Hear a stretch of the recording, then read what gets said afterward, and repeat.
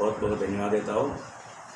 और एक दिन प्रभु ने हमें दान दिया, बहुत लोगों के साथ वचन के साथ हमें आपस में बात करके एक दूसरे को प्रोत्साहन करने का अनमोल अवसर प्रभु ने दिया। उसके लिए प्रभु को बहुत बहुत धन्यवाद देता हूँ। प्रभु का वचन स्वर्ग में हमेशा के लिए स्थिर है। इस वचन को हमें रोज सुनना और उस वचन में बना रहना हर एक पवित्र लोगों का कर्तव्य है।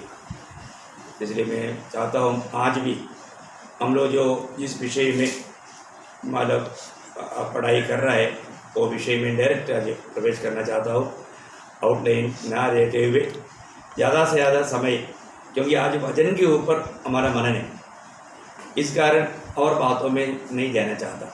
डायरेक्ट हम प्रभु के वचन में प्रवेश करेगा। अभी तक प्रभु के आगमन तक हमें क्या थामा रहना चाहिए उसका बारे में 3 बात हमने देखा है ना। जब प्रभु यीशु मसीह के नाम को थामा रहना चाहिए, सुसमाचार को थामा रहना चाहिए, पगला विश्वास को थामा रहना चाहिए। ये 3 विषय पर पिछले दिनों में हमने ध्यान किया। आज जो हम मजबूत थामा रहना चाहिए उसका 4वां विषय है, वो है प्रभु का वचन। प्रभु का वचन को थामा रहना चाहिए। आपको मालूम है जब प्रभु ने कोई दोष ना लगाया हुआ 7 मंडलियों में एक मंडली है फिलदेल्फिया मंडली।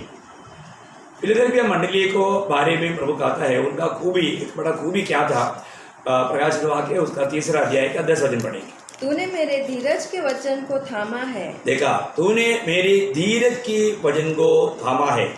अगर उसको मराठी में पढ़ेगा तो उसको और भी गहराई में लिखा है ना। मतलब हमारे जीवन में हमें उस वचन को मजबूत थामा रहना, उसको पकड़े रहना है ना। मराठी में पढ़ेंगे 10 ना। हाँ, 3 का 10। धीराविषयीचे माझे वचन तू राखले आहेस, म्हणून पृथ्वीवर राहणाऱ्या लोकांची परीक्षा होण्याचा जो परीक्षा प्रसंग सर्व जगावर येणार आहे त्यापासून मी तुला राखीन। मतलब उसमें वो जो थामा रहता है, वचन को तुम निकला है, तुम हिंदी में क्या बोला, थामा है, तो बहुत बड़ी बात है। प्रभु का वचन को थामा रहना। आज बहुत लोग प्रभु का वचन सुनता है परंतु वचन को थामा नहीं रहता, इसलिए क्या होता, बहुत जल्दी वो भूल जाता है, वो वचन में बना नहीं रह पाता। जब भी कुछ प्रतिकूल आ गया तो वो डगमगा जाता है। प्रियो, ये प्रभु का वचन है। ये वचन स्वर्ग में हमेशा के लिए स्थिर है और हमारा इस जीवन की यात्रा में ये वचन का गौरव आपको मालूम है। 119 का 105 हर एक पवित्र लोगों को मालूम, तेरा वचन मेरा पाप के लिए दीपक, मेरा मार्ग के लिए उजियाला है। सबको मालूम है वचन, है ना। इसका मतलब हमें एक विश्वासी जन को इस मरीबो यात्रा में पाप के लिए दीपक, मार्ग के लिए उजियाला, हमें हर एक कदम प्रभु के वचन के अनुसार आगे बढ़ाना। यदि हम इस वचन को नहीं जानेगा तो कैसे होगा। हर एक बातों में हमें प्रभु का वचन जानना बहुत ही जरूरी बात है। तो इसलिए मतलब आज मैं उसी विषय में प्रभु का आगमन तक हम प्रभु का वचन को थामा रहना। कई बार कई लोग, इस्राएल के लोगों को भी जब प्रभु ने वचन दिया था उस वचन में बना रहने के लिए उनको आज्ञा दिया। आपको याद है, मैं हमेशा पढ़ाने वाला एक वचन है योशुआ 1 का 8। योशुआ 1 का 8।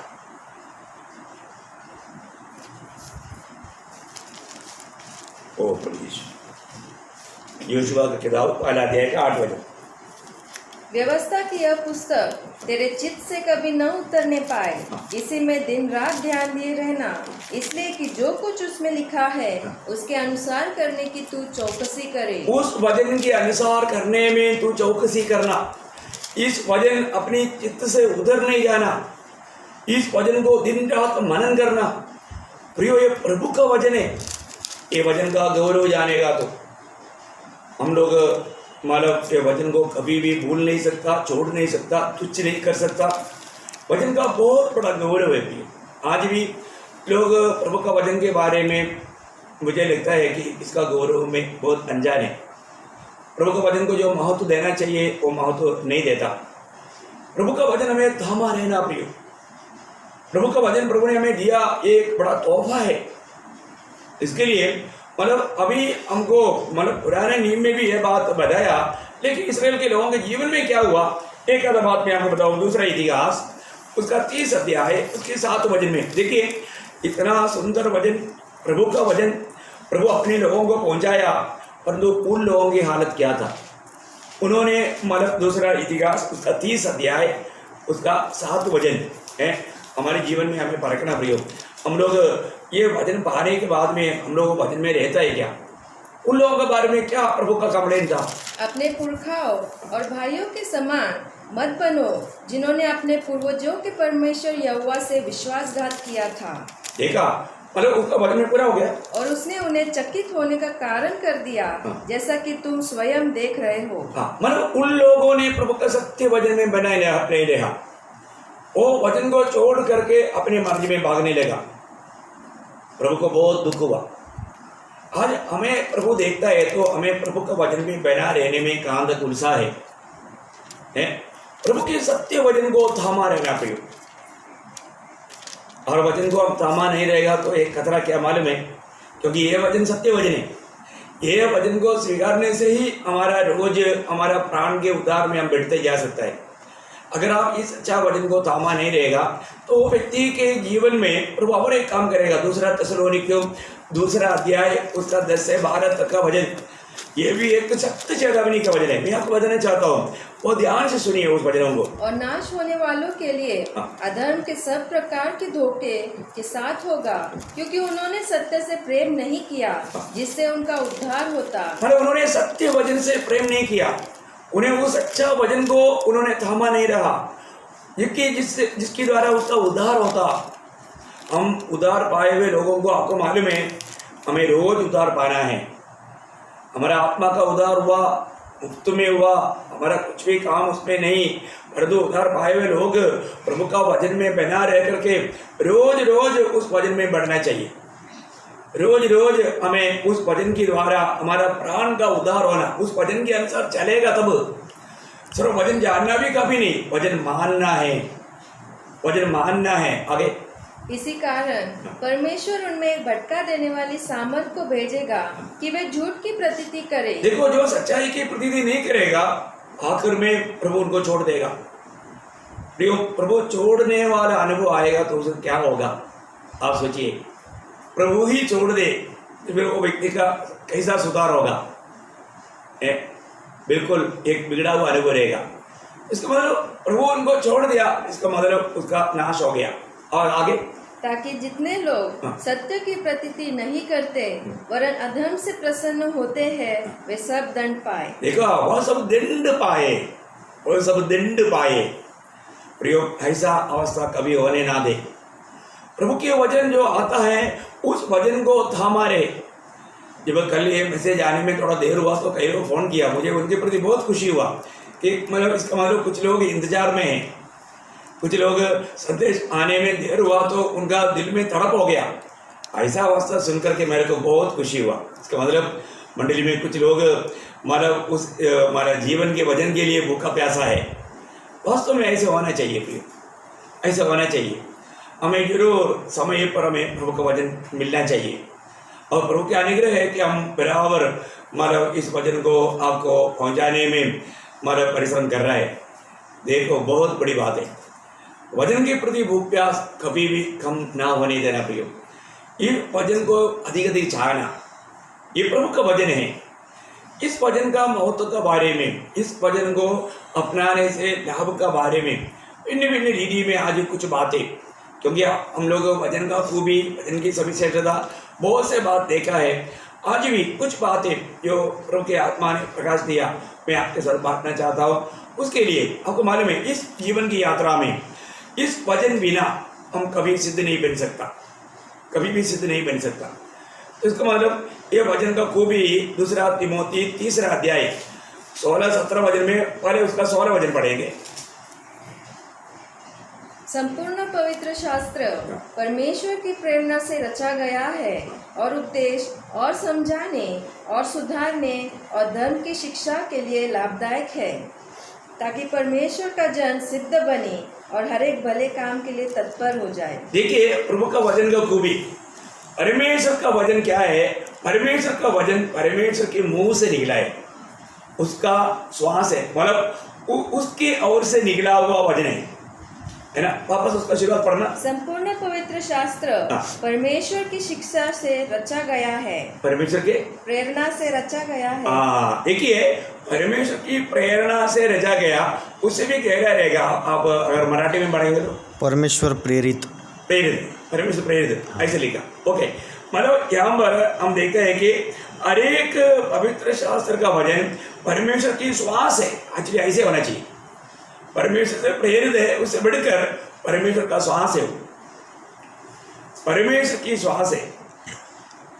मलयालम में बहुत अच्छा लिखा है, तो कई परिभाषा में थोड़ा सा अंतर आया, लेकिन उसका ओरिजिनल रीति में प्रभु के मुंह से निकला है, प्रभु की श्वास है, बहुत बड़ी बात है। तो प्रभु का वचन प्रभु के लोगों के लिए प्रभु ने अपने ओठों से दिया हुआ वचन है। कितना अनोखी बात है ना। इसका उपयोग का बारे में हम आगे पढ़ता है, आगे पढ़िए।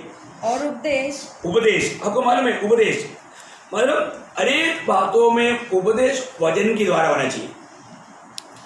वचन क्या कहता है वो उसका उपदेश होना चाहिए। कई बातों का सवाल का जवाब में लोग अपनी आइडियोलॉजी देता है, ऐसे नहीं, अपनी मत अपनी ओपिनियन कभी नहीं कहना। कोई भी बात होता उसका उत्तर वचन के द्वारा देना। हर प्रकार का उपदेश वचन के आधार में होना चाहिए, और वो भी बिल्कुल सही होना चाहिए, प्रभु की योजना के अनुसार का वो वचन होना चाहिए, नहीं तो भी बहुत बड़ा धोखा हो जाएगा।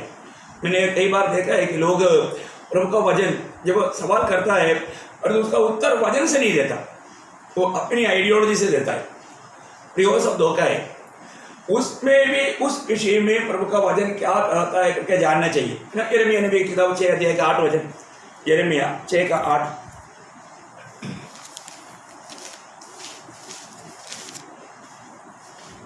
ओ प्रभु, हे यरूशलेम, ताड़ना से ही मान ले, नहीं तो तू मेरे मन से भी उतर जाएगी और मैं तुझको उजाड़ कर निर्जर कर डालूंगा। इसका मतलब क्या है कि ये प्रभु का एक वचन के द्वारा प्रभु उनको समझाता है।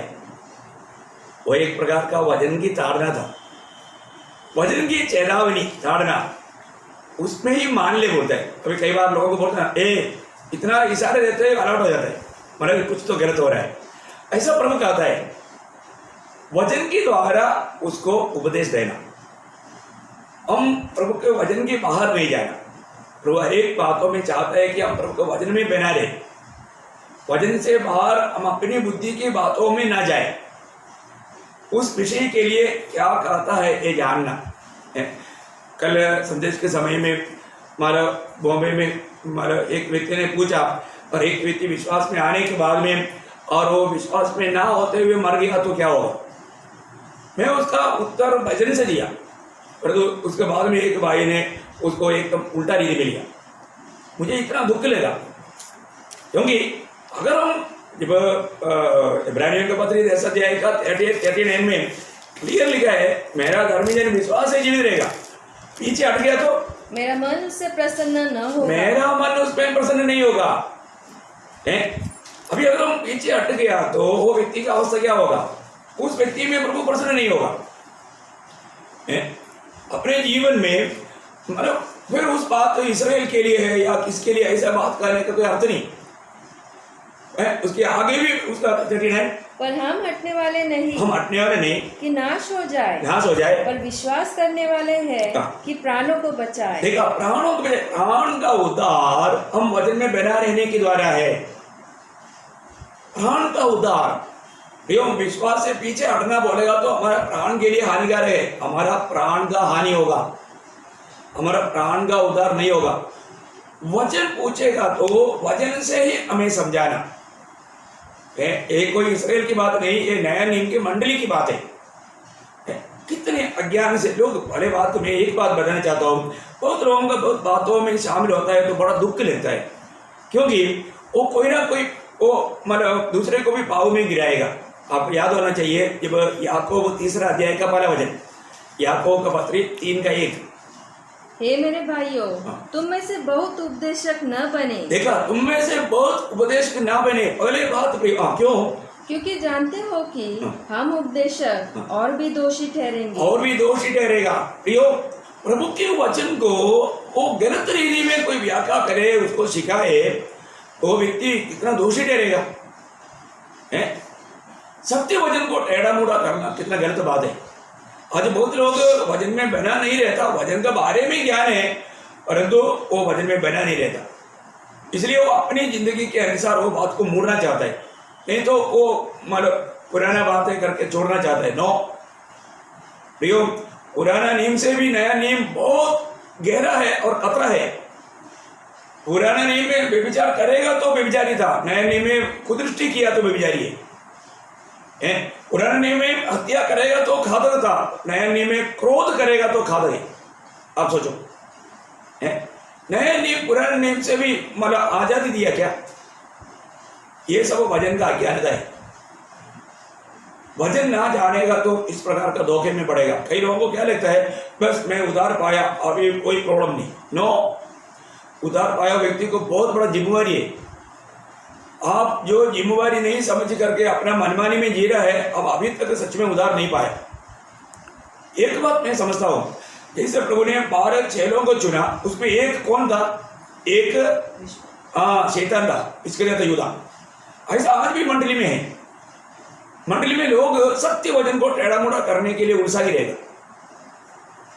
अभी का मंडली में भी ऐसे लोग हैं, वो लोग सत्य वचन को टेढ़ा मोड़ा करेगा। अभी मरियम ने प्रभु के लिए अच्छा काम किया, तुरंत सभी चले लोग बोला, लेकिन उसका लीडर एक प्रकार इसके यूदा था। उन्होंने तो हिसाब भी कर दिया, 300 दिनार को बेच करके कंगालों को बांट सकता था। बोलने वाला बात तो बहुत अच्छा लगेगा, पर तो उसके पीछे जहर है। प्रभु के सत्य वचन को थामा रहना भी, प्रभु का वचन क्या कहता है उसमें बना रहना बहुत जरूरी बात है। क्योंकि मुझे फालतू में बात करना अच्छा नहीं लगता, लेकिन एक बात सच है, प्रभु का वचन कहता है, मतलब जब लूका 9 अध्याय का 62 वचन में, जब मतलब हल में हाथ लगाकर पीछे मुड़कर देखने वाला परमेश्वर के राज्य की होगी नहीं। आप देखो क्या लिखा उसमें। यीशु ने उससे कहा, जो कोई अपना हाथ हल पर रखकर पीछे देखता है वो परमेश्वर के राज्य के योग्य नहीं। देखो, बोलने का अर्थ ये व्यक्ति का उद्धार भी नहीं हुआ, ये व्यक्ति सिर्फ प्रभु की बुलावा पाया है। आप सोचो, बुलावा पाने के बाद भी प्रभु के बुलावों को तुच्छ जानकर जाने वाला प्रभु के राज्य के योग्य नहीं है, तो बुलावा पा करके पीछे मुड़कर देखने वाला का अवस्था क्या रहेगा? आप सोचो, वो तो उससे भी भयंकर गंभीर रहेगा। एक व्यक्ति को बुलावा होने के बाद में उसने ऐसा नहीं स्वीकार करके जाना, वो बात अयोग्य ठहरता है। तो फिर जिसने प्रभु को पाया वो प्रभु के बात को छोड़कर जाएगा तो क्या होगा? कितना गंभीर बात है, थोड़ा सा हमें आत्मा में समझना चाहिए, कितना गंभीर पाप है। प्रभु को उस रीति में तुच्छ करना कितना भाई। इसलिए देखो, जब लूका 17 अध्याय का 32 वचन में प्रभु ने बोला ना, पुराने नियम का एक दृष्टांत, लूत की पत्नी को स्मरण रखो। लूत की पत्नी को क्यों स्मरण रखने का? वो पीछे मुड़कर देखा, पीछे मुड़कर देखा। इसका मतलब दृष्टांत में हमें समझा रहा है, प्रियो पीछे मुड़कर गया ही नहीं, पीछे नहीं गया।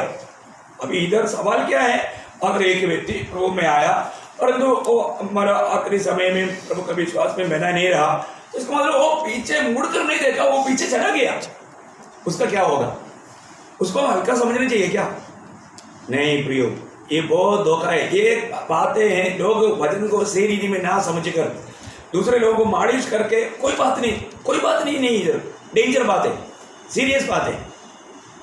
मैं आपको बताना चाहता हूँ, इसलिए क्या है कि कई बातों में जिसको वचन का सच्चा प्रकाश नहीं है, ऐसे से लोगों को क्या विशाल मार्ग अच्छा लगता है, यहाँ पर कोई दिक्कत नहीं, कोई परेशानी नहीं, कोई सूली लेने की जरूरत नहीं है, कोई तकलीफ सहने की जरूरत नहीं है, खुशहाल है, यीशु मसीह भी मिल गया, खुशहाल जीवन भी मिल गया। ऐसे बोला ना, संडे स्कूल टीचर ने पूछा ना, तुम्हें क्या बनना चाहिए, वो धनवान के जैसा या लाजर के जैसा? सभी लोग बोला लाजर के जैसा, मतलब दुनिया में कितना भी कष्ट होगा तो भी आखिर में मुझे अच्छा जगह मिलना चाहिए। लेकिन एक जब बच्चे ने बोला, नहीं, मुझे दुनिया में धनवान के जैसा और स्वर्ग में लाजर के जैसा। कितना अच्छी बात है।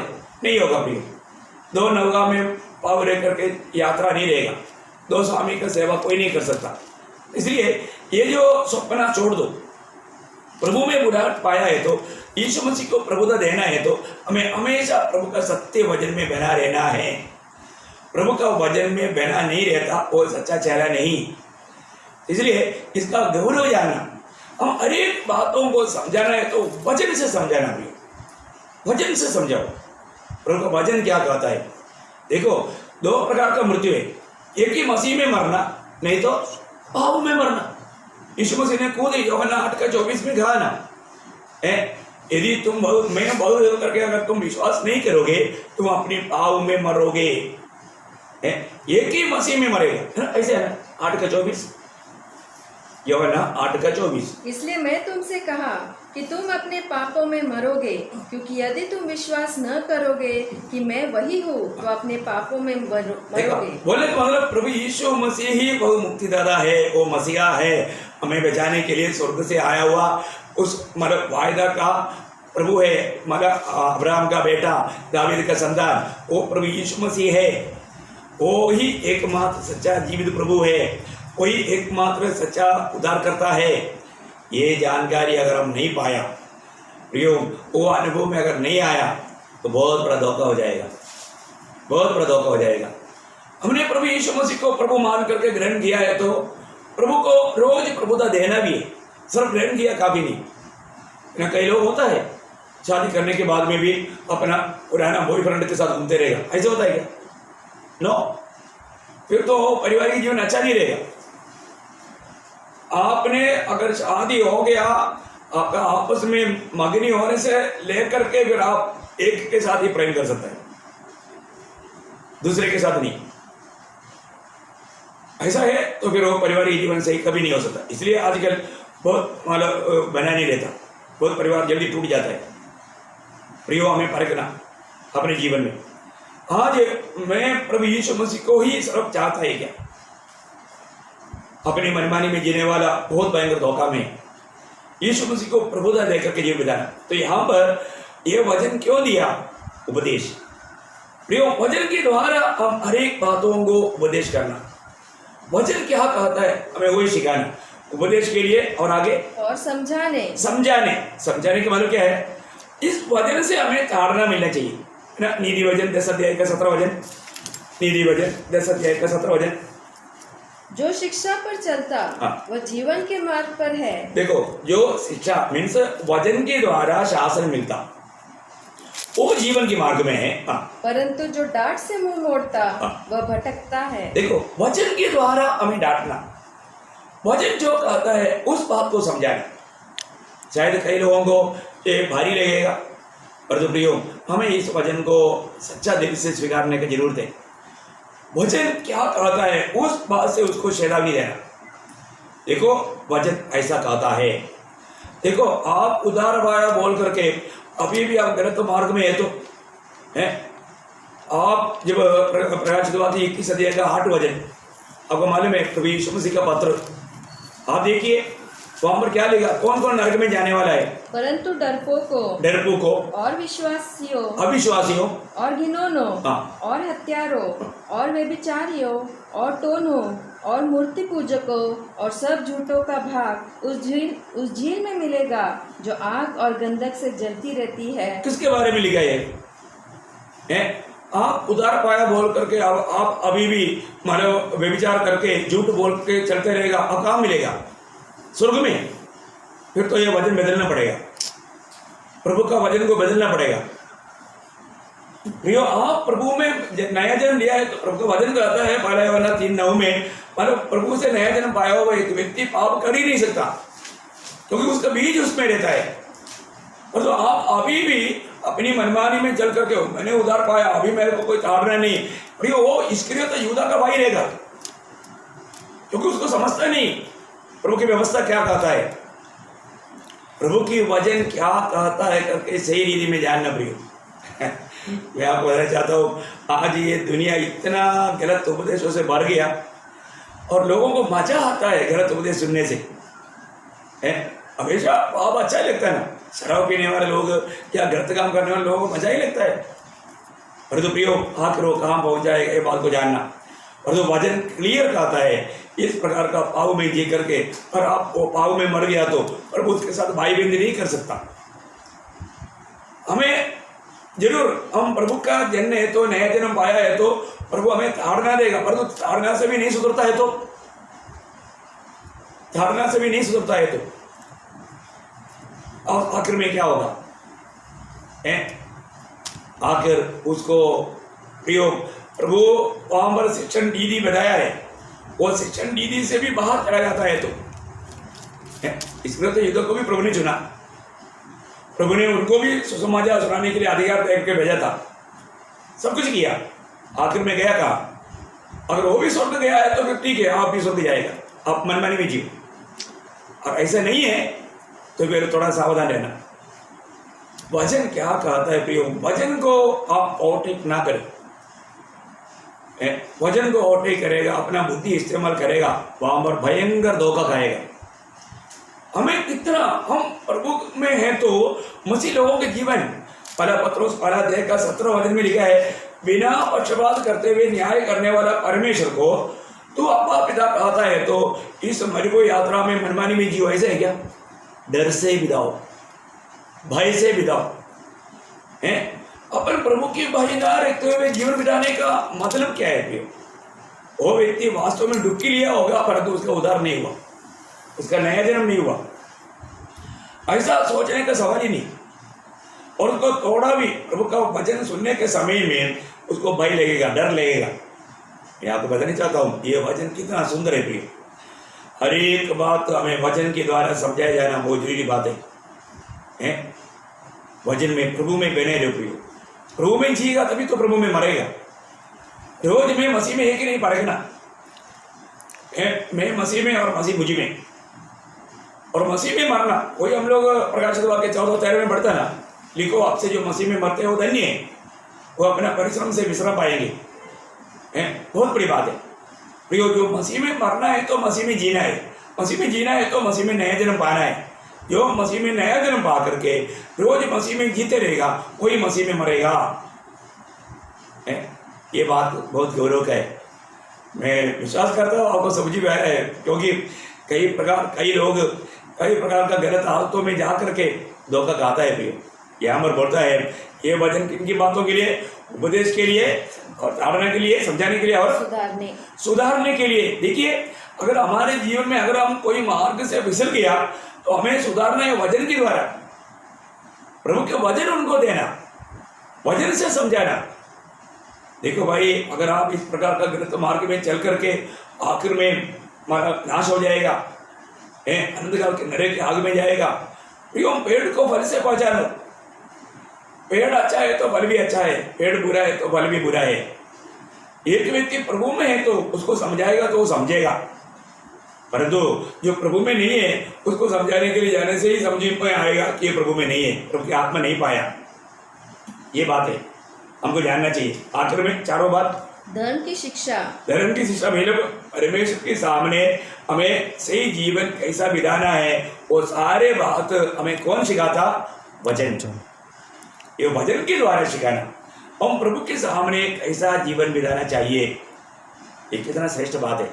मैं आपको बताना चाहता हूँ यहाँ पर प्रभु का वचन, इस वचन के द्वारा, और एक बार दूसरा तिमोथी 3:16 पढ़ेंगे, ये वचन बिना ये प्रभु का जन सिद्ध नहीं बन सकता। प्रभु के पत्य वचन को, सत्य वचन को थामा रहना। मैं आपसे नम्र विनती करता हूँ, बहुत दुख होता है, बहुत वेदना होता है, लोग मतलब प्रभु का वचन का सच्चा प्रकाश में बराबर बना रहने में उत्साही नहीं।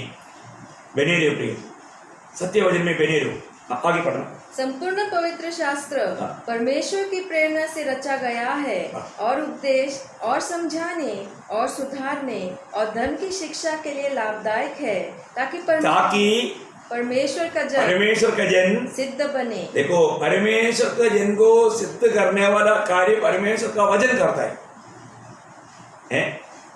परमेश्वर का जन सिद्ध होता है। हम सभी लोगों को सिद्ध बनना है। हम सिद्ध कैसे बनेगा? प्रभु का वचन के द्वारा। इसी कारण हमें प्रभु का वचन के साथ एक अटूट संबंध जोड़ा रहना। सिर्फ हम संगति में जाना का भी नहीं, दिन रात प्रभु का वचन को मनन करना। उसका खूबी मैंने कल भी आपको समझाया था। प्रभु के वचन को दिन रात मनन करना प्रियो। ये प्रभु के वचन आपको मैं बताना चाहता हूँ, जब ये वचन आएगा ना, कई लोगों को बहुत भयंकर मतलब दिक्कत होता है। जैसे अभी चूहा कोई मतलब गुफा में घुस गया, उसको दुबा देगा तो उसके अंदर रह नहीं सकता, वो दुबा के कारण बाहर जंप गएगा, तब उसको पकड़ लेता है, उसको बोरी देखता है, होती बोरी लेकर के वो करता है तो बोरी में फंस जाता है। ऐसा कई लोगों के वजन जाता है ना, उसके अंदर छिपा हुआ पापों को प्रकट करने के कारण वो फिर वहां पर आप देखते हैं कि वहां पर बहुत वो रुक नहीं पाता। वचन का काम ऐसा है। वचन क्या करता, वचन को सामर्थ्य क्या है? इब्रानियों का पत्री उसका 4 अध्याय उसका 12-13 वचन, इब्रानियों उसका 4 अध्याय का 12-13 वचन।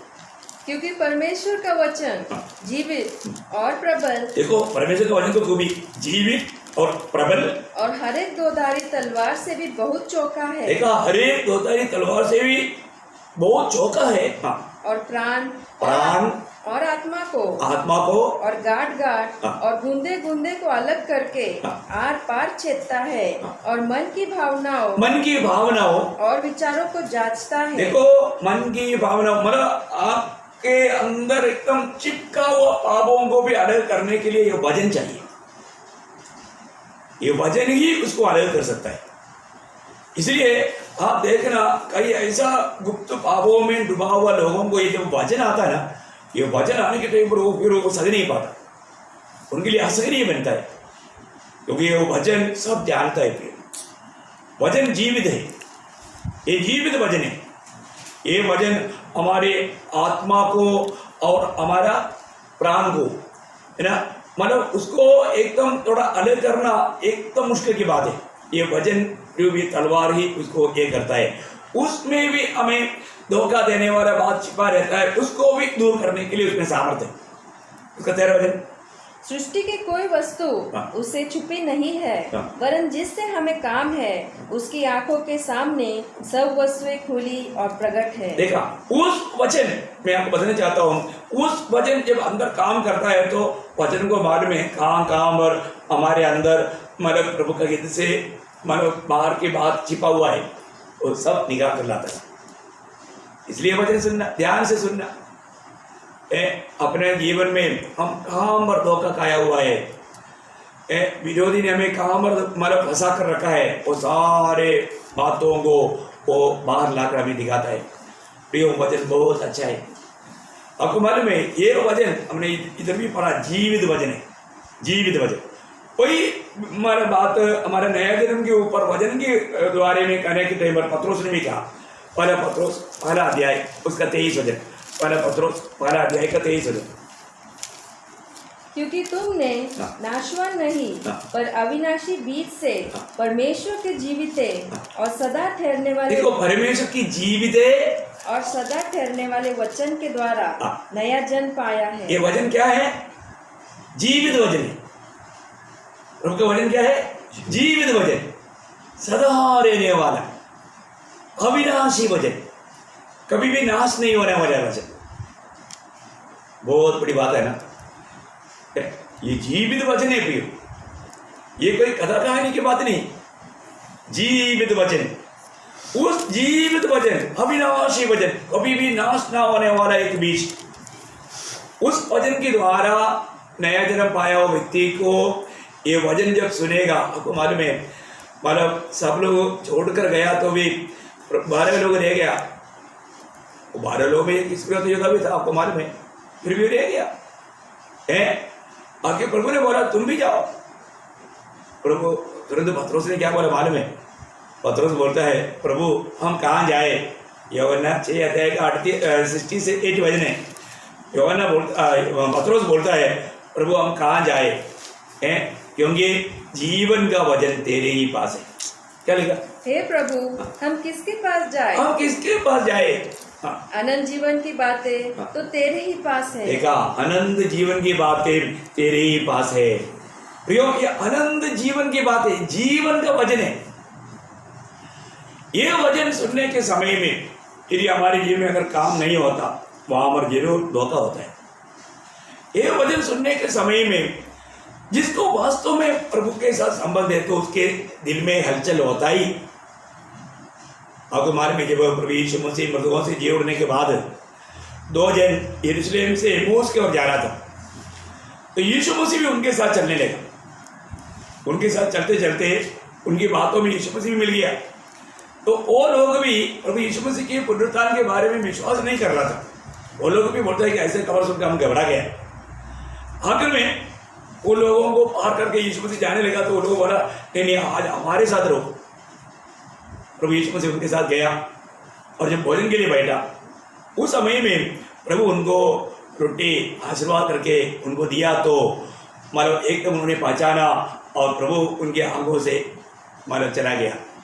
अब वो लोग दोनों मिलकर के देने वाले गवाही के शब्द बहुत अनोखा है। लूका का सुसमाचार 24 अध्याय उसका 32 वचन पढ़ता। उन्होंने आपस में कहा, जब वो मार्ग में हमसे बातें करता था और पवित्र शास्त्र का अर्थ हमें समझाता था, देखा पवित्र शास्त्र का अर्थ उनको प्रभु समझा रहा था, तो क्या हमारे मन में उत्तेजना न उत्पन्न हुई? देखा है मतलब उस अध्याय में आप ये बातों को पूरा पढ़ेगा तो वो पूरा पढ़ने के लिए इतना टाइम नहीं, लेकिन मैं आपको बताना चाहता हूँ वो लोग आपस में बोलता है कि उनका मन जलते रहा, उत्तेजना हुआ। वापस पढ़ा उस शब्द को, हमारे मन में उत्तेजना न उत्पन्न हुई। हाँ देखो, जब हम वो व्याख्या कर रहा था तो हमारा मन में उत्तेजना नहीं हुआ, एक दूसरे को बोल रहा है। इसका मतलब क्या है प्रियो? जो भी व्यक्ति प्रभु का वचन सुनता है उस समय में मतलब उनकी गलतियों का बारे में प्रभु के वचन उनको उत्तेजना देता है। तो ये तो वो लोगों ने प्रभु का सत्य वचन पर विश्वास नहीं किया, और तो प्रभु यीशु मसीह मरने के बाद तीसरे दिन जी उठेगा, ये मतलब भविष्यवक्ता लोग भी लिखा है, सारे बात जब उनको समझा रहा था उनका मन में उत्तेजना हुआ, उनका मन में जलने लगा, बड़ा कार्य हुआ। बहुत बड़ी बात है। यहाँ पर भी प्रभु का सत्य वचन जब सुनाया जाता है, यहाँ पर प्रभु की आत्मा का कार्य हो रहा है, निश्चय बात मैं आपको बताना चाहता हूँ, वहां पर लोगों का दिल में ये उत्तेजना रहता है, या दिल चित जाता है। जब हमारा प्रेरितों का में ऐसे लिखा, प्रेरितों का 2 अध्याय का 37 वचन में हम देखते हैं जब पत्रोस प्रचार कर रहा था तो लोगों का अनुभव क्या था, लोगों ने क्या बोला? तब सुनने वालों के हृदय छिद गए, सुनने वालों का दिल चित गए, और वह पतरस और शेष प्रेरितों से पूछने लगे, हे भाइयों, हम क्या करें? पतरस ने उनसे कहा, बस अभी देखिए प्रियो, उन लोगों प्रभु का वचन जब सुना उनका दिल चित गया। प्रभु का वचन कैसा काम करता है प्रियो? आज भी प्रभु का वचन सुनने के समय में एक एक बात जब आपको सुनाया जा रहा है, आपका दिल में क्या हो रहा है? इस प्रभु का वचन सुनने के समय में हम अपनी अवस्था के बारे में प्रभु के वचन हमें क्या बता रहा है, ये जानना चाहिए। जो लोग वचन सुन करके उनको पछतावा हुआ, उन लोगों ने उसी अध्याय में आगे जा करके उसका 41-42 दूसरा अध्याय का 41-42, क्योंकि अतः जिन्होंने उसका वचन ग्रहण किया उन्होंने बपतिस्मा लिया। देखा वचन कार्य किया, वे लोग प्रभु का वचन को ग्रहण किया, उन लोगों ने उनका दिल चित गया वचन सुन करके, फिर उन्होंने वो वचन को ग्रहण किया, उनका नया जन्म हो गया, उन्होंने प्रभु की आज्ञा पालन किया। बहुत बड़ी बात है। फिर उन्होंने क्या क्या किया? और वे प्रेरितों से शिक्षा पाने, देखा चले नहीं गया, उन्होंने प्रेरितों से शिक्षण प्राप्त किया।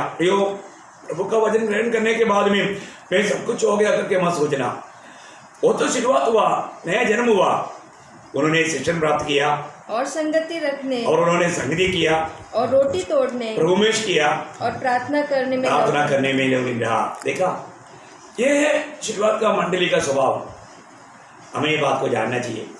आज हमारे जीवन में हम मतलब प्रभु का वचन के उपदेशों को सीखता है क्या? प्रभु का उपदेश को जानना, प्रभु के उपदेश में बना रहना, प्रेरितों का उपदेश में बना रहना, ये नए नियम का मंडली का सबसे खास बात है। प्रभु का वचन को सीखना प्रियो, थोड़ा कुछ जान करके जल्दी मतलब बहुत कुछ बन गया मत सोचो, ये वचन को ठीक से सीखो। प्रभु ने क्या सिखाया वो बात को सीखो, सीखने के बाद सिखाओ। जब तक हम सीखेंगे नहीं, दूसरे को सिखाने का प्रयास करना बहुत बड़ा धोखा है। ये प्रभु का वचन कैसे कैसे कार्य किया हम देखता है कि ये प्रभु का वचन प्रयोग। एक बात आपको जानना, ये वचन उद्धार पाने के बाद में ये वचन हमें कैसे स्वीकारना है। ये वचन हमें ढूंढ कर अभी नहीं आएगा, वजन ढूंढ कर हमें जाना है। उद्धार पाने के बाद हमारे कर्तव्य क्या है? हमें रोज वजन ढूंढना है। यिर्मयाह 15 अध्याय का 16 वजन बहुत अनमोल वजन है। यिर्मयाह 15 का 16। ओ प्रभु यीशु, जब तेरे वचन मेरे पास पहुँचे हाँ। तब मैंने उन्हें मानो खा लिया, हाँ। और तेरे वचन मेरे मन के हर्ष हाँ। और आनंद का कारण हुए। मेरे पास पहुंचे मतलब मैंने तेरे वचन ढूंढ कर पाया, ऐसा होना चाहिए एक्चुअली। मराठी में कैसे? मला मला तुझी वचने प्राप्त झाली, ती मी स्वीकारली. तो मैं बोल रहा था मतलब क्या है कि मैं जब ढूंढ रहा था तो मुझे प्राप्त हुआ, ऐसा आता है। नहीं समझा? प्रभु के वचन में ढूंढ रहा था तो मुझे प्राप्त हुआ। तो हमें प्रभु का वचन ढूंढना चाहिए। मैं आपको बताना चाहता हूँ, मतलब कई प्रकार कई भाषा में थोड़ा अंतर आता है, लेकिन मैं एक बात आपको बताना चाहता हूँ। मतलब प्रभु का वचन में मतलब हमारा मलयालम में एकदम साफ लिखा है, लेकिन बाकी कई भाषाओं में क्या होता है कि मतलब मैंने तेरे वचन को पाकर खा लिया, मैंने तेरे वचन को पा करके खा लिया। मतलब मैं पाने के लिए प्रयास किया, मैंने पाया तो खाया। तो खाया तो मुझे 2 अनुभव हुआ, है ना। यहाँ पर क्या बोलता है? जब मैंने तेरे वचन को पाकर जब खा लिया तो क्या हुआ? तेरे वचन मेरे मन के हर्ष हाँ, देखा, मेरे लिए पहली बात वो मेरा मन का हर्ष का कारण हुआ और आनंद का कारण हुए। हाँ, मेरा आनंद का भी कारण हुआ। देखा है, मतलब मन में हर्ष हुआ है और मतलब आनंद का भी कारण बना। मेरा मन और हृदय में ऐसे 2 भाग का बारे में एक्चुअली लिखा है। तो ये 2 अनुभव होता है। प्रभु का वचन पा करके खाना पियो, रोज रोज सुबह उठने के बाद में ये मन्ना खाएगा तो कितना अनोखा अनुभव है, बहुत अनोखा अनुभव है। मैं आपको बताना चाहता हूँ, हर एक पवित्र लोग रोज रोज प्रभु का वचन खाना चाहिए, है ना। इस वचन को हमारे जीवन में मतलब कैसे स्वीकारना? याकूब का पत्री 1 अध्याय उसका 21 वचन देखो। ये कोई मतलब ऐसा कोई मजबूरी में नहीं, ये कैसा हमें वचन स्वीकारना। हाँ। इसलिए सारी मलिनता और वैर भाव की बढ़ती को दूर करके उस वचन को नम्रता से ग्रहण कर लो। देखा, उस वचन को नम्रता से ग्रहण कर लो जो हृदय में बोया गया और जो तुम्हारे प्राणों का उद्धार कर सकता है। मैं एक बात आपको बताना चाहता हूँ। इसलिए उद्धार पाने के बाद में हमारा प्राण का उद्धार बहुत बड़ा विषय है, इसको गौरव देना चाहिए। फिर हमारा प्राण का उद्धार होने के लिए हमें प्रभु का वचन को नम्रता से ग्रहण करके उस वचन में बना रह करके मतलब उस वचन में जीना है। बहुत बड़ी बात है, उसका बारे में मतलब आपको आगे बताएंगे, लेकिन मैं एक बात आपको बताना चाहता हूँ। आज हम प्रभु के वचन को नम्रता से ग्रहण कर पा रहे क्या? हमारा रोज उद्धार में हम बढ़ रहे कि नहीं? कल से बढ़ करके मैं कहां तक प्रभु यीशु मसीह के जीवन में स्वभाव में बढ़ पाया? ये वचन प्राप्त होने से मेरा प्राण में पवित्र आत्मा का अधिक कार्य हो रहा है कि नहीं? रोज इस बात को परखना है, प्रभु का वचन को नम्रता से ग्रहण करना। जैसा मरियम के पास मतलब जब वचन आया, लूका 1:38 में बढ़ता है, मरियम ने बोला, मैं तेरी दासी, मैं तेरा गुलाम, जैसे तूने कहा वैसे मुझे जीवन होने दे। एक अनोखा शब्द हो, है ना, ऐसे है ना। देख, मैं प्रभु की दासी हूँ, हाँ। मुझे तेरे वचन के अनुसार हो। देखो, मतलब जो व्यक्ति प्रभु के वचन आएगा उसको इस रीति में नम्रता से एक गुलाम होकर के हमें प्रभु का वचन को स्वीकारना। वो जो व्यक्ति स्वीकारेगा उसमें बहुत तेजी से उद्धार का कार्य चलते रहेगा। वो बहुत जल्दी यीशु मसीह के जीवन में स्वभाव में उसके जैसा बनेगा। आज भी बहुत लोग ये वचन अपने पास आता है तो उसको नम्रता से ग्रहण नहीं करता। हमारे जीवन को परखना है।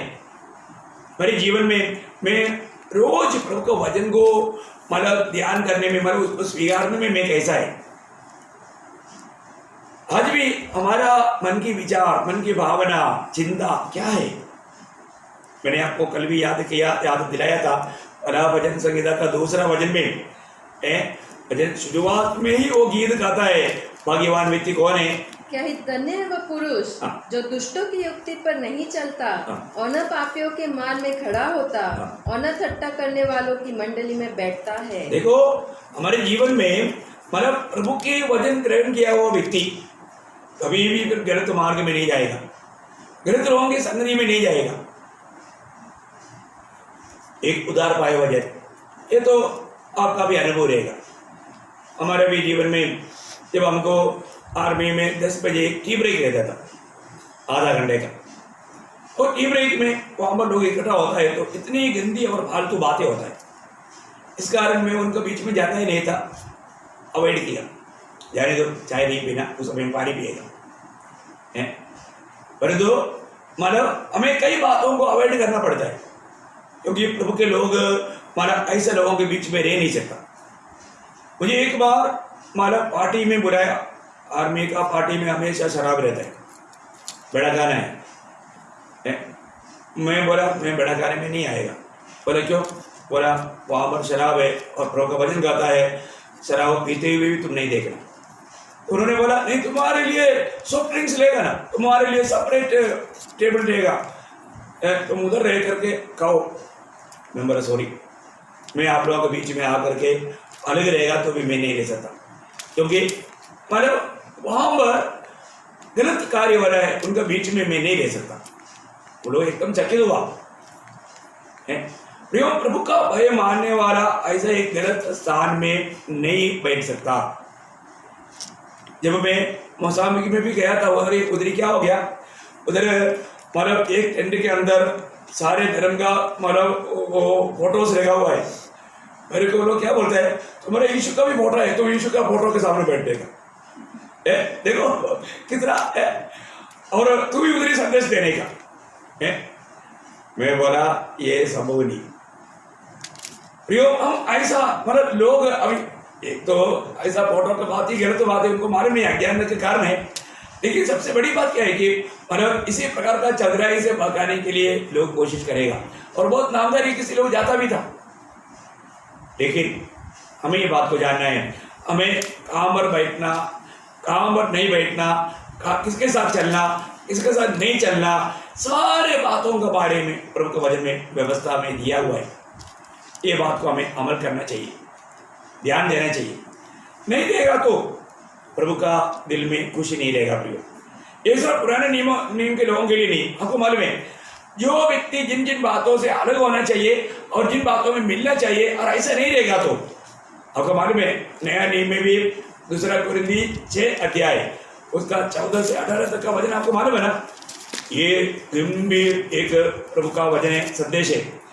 2 कुरिन्थी 6 अध्याय 14 से 18। अविश्वासियों के साथ असमान जुए में न जुटो, क्योंकि धार्मिकता और अधर्म का क्या मेलजोल, क्या ज्योति और अंधकार की क्या संगति, और मसीह का बलियाल के साथ क्या लगाव, या विश्वासी के साथ अविश्वासी का क्या नाता, और मूर्तियों के साथ परमेश्वर के मंदिर का क्या संबंध, क्योंकि हम तो जीवित परमेश्वर के मंदिर है।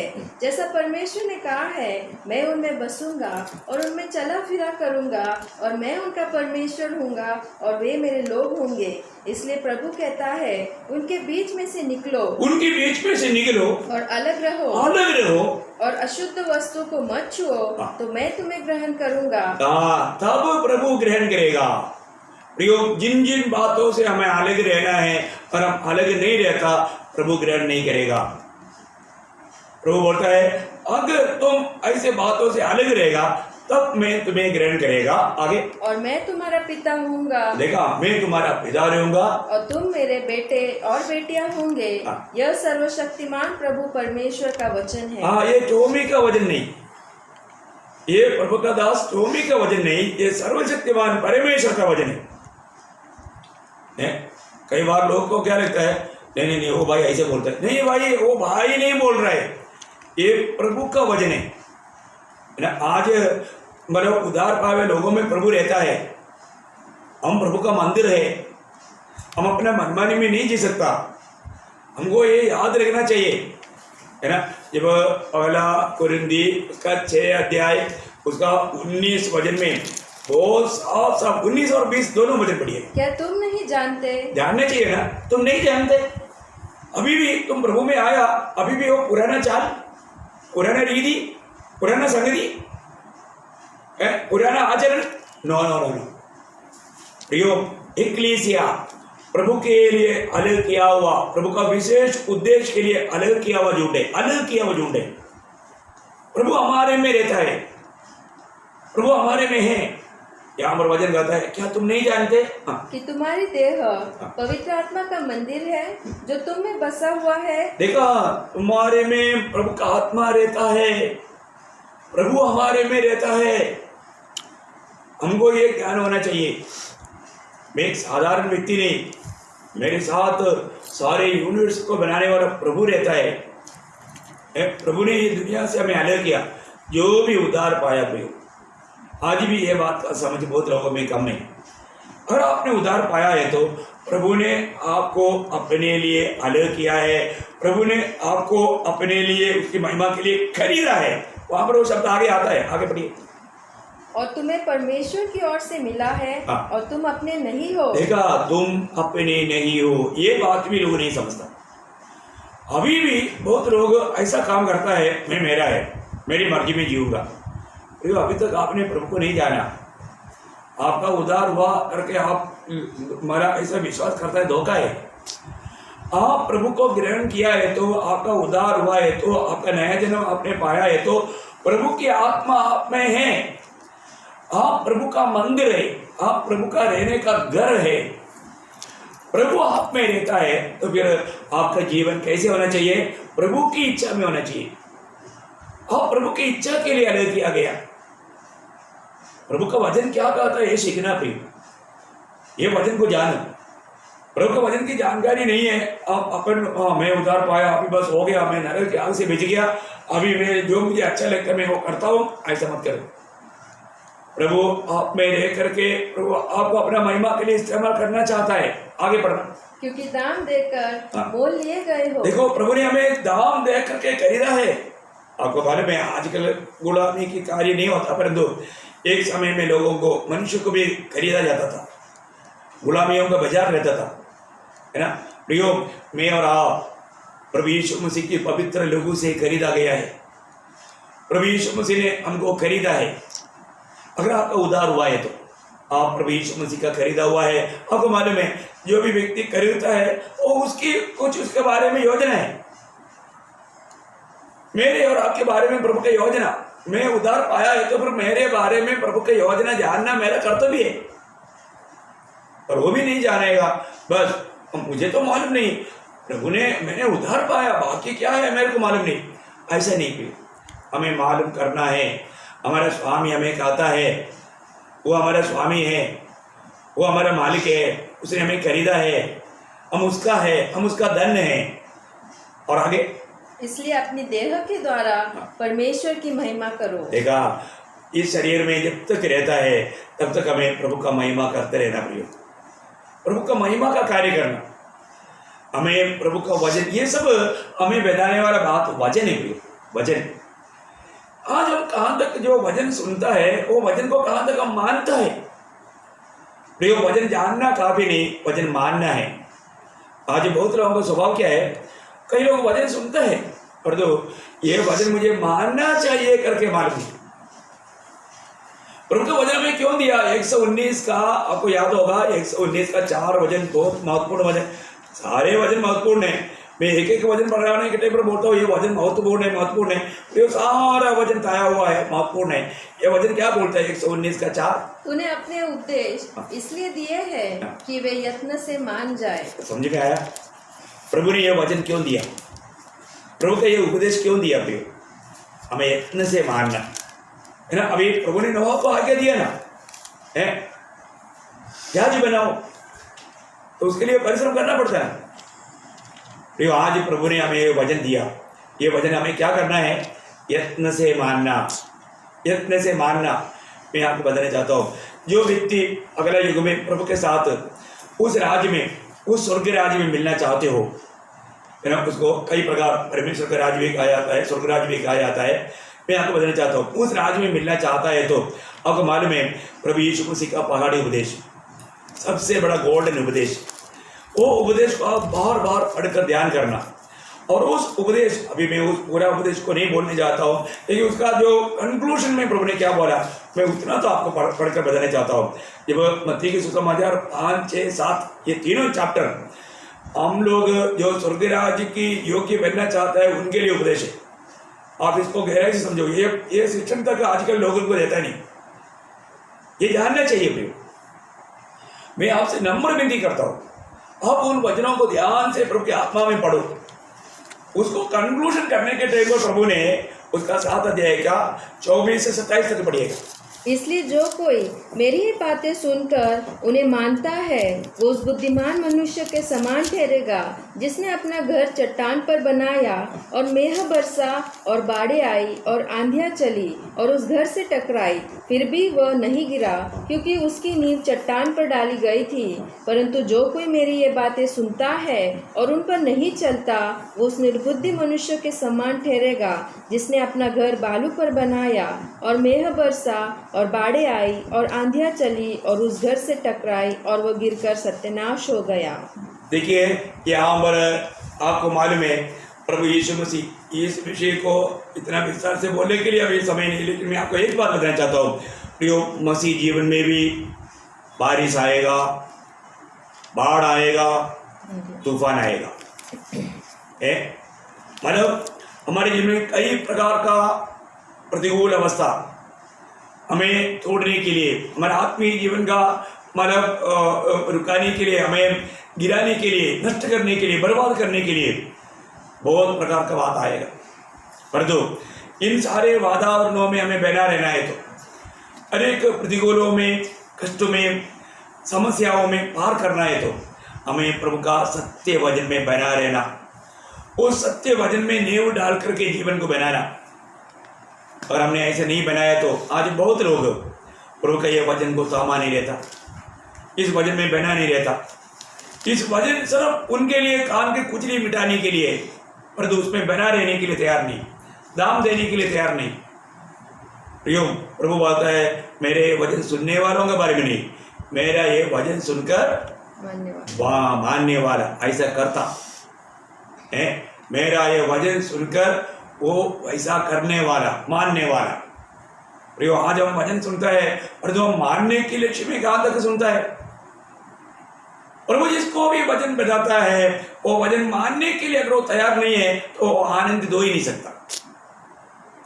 आज आप प्रभु के वचन सुन करके प्रभु सुनाने वाला वचन मानने की आपका इच्छा है, आपका लक्ष्य है ना? कई बार लोग ऐसा अभिनय करता है, प्रभु जो भी बोलेगा मैं मानेगा, परंतु लोग प्रभु का वाणी जब आता है बोलते नहीं, ये तो इतना तो मैं नहीं मानेगा, है इतना तो मैं नहीं मानेगा, फिर कितना मानेगा?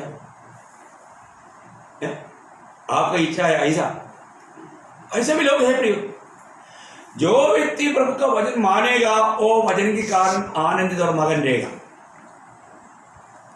दाम देना ही पड़ता है।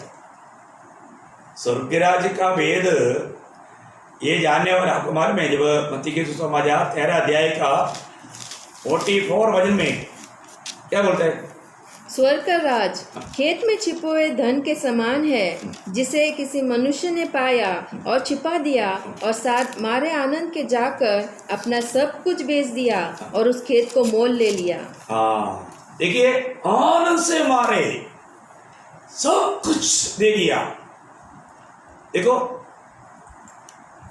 हमारा जीवन में प्रियो प्रभु का वचन में वो साफ साफ लिखा वो बात है। हमारे जीवन में प्रभु से बढ़कर, उस अनंतता की बातों से बढ़कर जीवन में कुछ भी बात अगर आ गया तो वो एक आनंद का जीवन नहीं बिता सकता। अनंतता का बातों को प्राप्त करने के लिए ये नाशमान दुनिया का हर एक बातों को हमें छोड़ना पड़ता है। बहुत बड़ी बात है ना? आपको मालूम है, एक दिन आनंद जीवन पाने के लिए एक नौजवान व्यक्ति प्रभु के पास आया। मरकुस उसको 10 अध्याय 17 से 22 तक प्रभु ने उसको बहुत प्रेम से उनको बात बताया। अब जो कि प्रभु का वचन उन्होंने सुना, सुनने के बाद में उन्होंने सुना वो वचन उसको अच्छा नहीं लगा।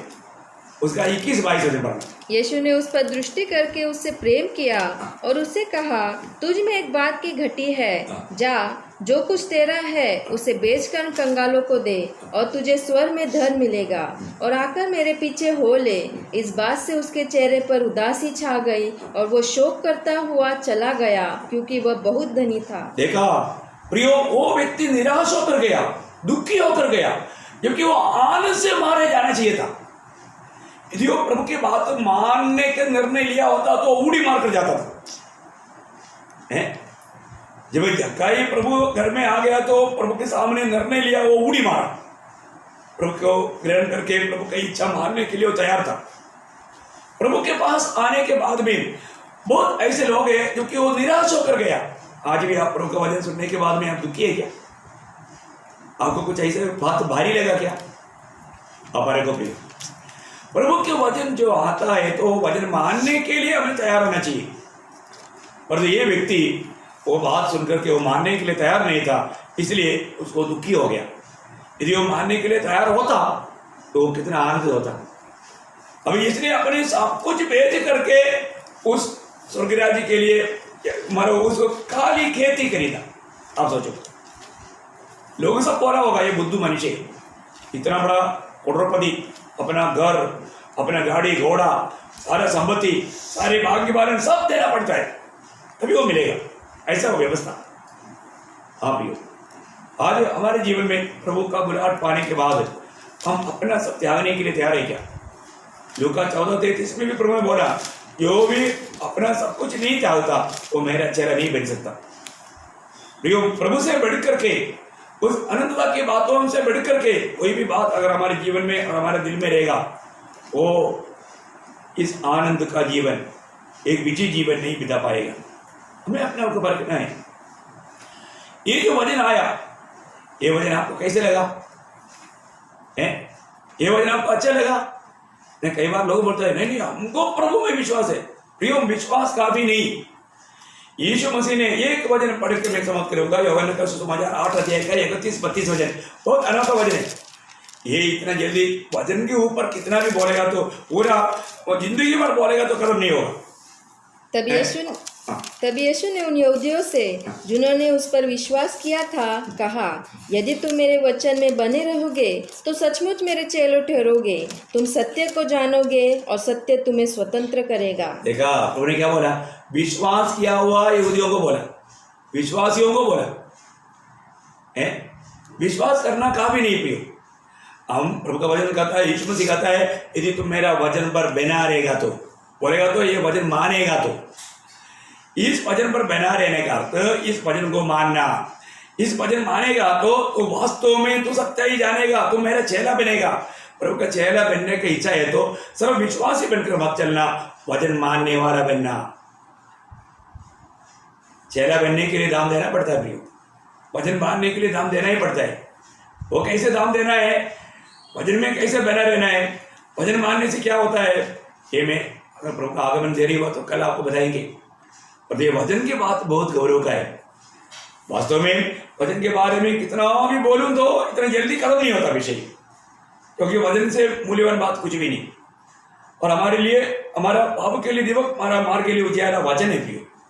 वचन को सही रीति में जानो। इस वचन से थोड़ा भी अगर हम देने वाले फिसल गया, हम गिर गया, हमें बहुत बड़ा नुकसान रहेगा। आपको मालूम है, हम एक रनिंग रेस में थोड़ा भी पाव फिसल गया, हमारा इनाम नष्ट हो गया। आज आत्मीय जीवन में प्रभु का सत्य वचन में पत्ते वचन को थामा रहना पड़ेगा। ये पत्ते वचन है, इस वचन में रहने वालों को पत्ते है, पत्ते। पीलिया आ गया तो दवाई खाने के टेबल बोलता है ऐसी तो चीज नहीं खाना, मनमानी में जी नहीं सकता, मनपसंद का चीज नहीं खा सकता। पत्ते है बोले, पत्ते, पत्ते समझता ना? हाँ समझो, ये पत्ते वजन है। ये वजन पाया है ना, नासिक व्रत से भी बढ़कर ये पत्ते, ऐसे बात है। तो मैं आपको बताना चाहता हूँ, नया नियम का मतलब आत्मीय जीवन वो कोई गुलामी के जीवन नहीं प्रियो, प्रेम से भर करके प्रभु का बात मानने वाला बात है। इसलिए इसको सही रीति में जाना। प्रभु का वचन में बना रहना प्रिय। इसका महत्व मुझे बहुत बताने के लिए है, लेकिन प्रभु की इच्छा है तो मैं कल आपके साथ बांटूंगा। मैं आशा करता हूँ जरूर आपको प्रभु ने आपसे भी बात किया है। प्रिय, आज भी हमने इतना प्रभु का वचन का शिक्षण पाया, बहुत प्रकार का शिक्षण पाया, बहुत बातों में हमने बहुत गहरा शिक्षण पाया, पर वो शिक्षण आज हमारे जीवन में पाया जाता है क्या? हम उसमें बना रह पाता है क्या? ये बात को जानना, प्रभु का वचन को थामा रहे प्रियो। कई प्रकार नष्ट होने का, बर्बाद होने का खतरा है, इसलिए इस सत्य वचन में बना रहना, तभी हम सच्चा प्रभु का चेहरा बनेगा, हम मसीह कहलाने का योग्य बनेगा, क्योंकि चेहरा ही मसीह है। इसलिए चेहरा बनकर रहना है तो विश्वास करने से काफी नहीं, वचन में बना रहना, वचन को मानना, ये बात को ध्यान देना। इस पर बाकी आगे बात मैं आपको प्रभु का निग्रह से कल बताऊंगा। ओके, प्रभु आप सबको बहुत आशीष दे। मेरी तरफ से विवेक और दीपिका, मेरी ग्रेस, सबकी तरफ से प्रभु यीशु मसीह में आपको प्रेम का वंदना देता हूँ। प्रभु का निग्रह आपके साथ हो।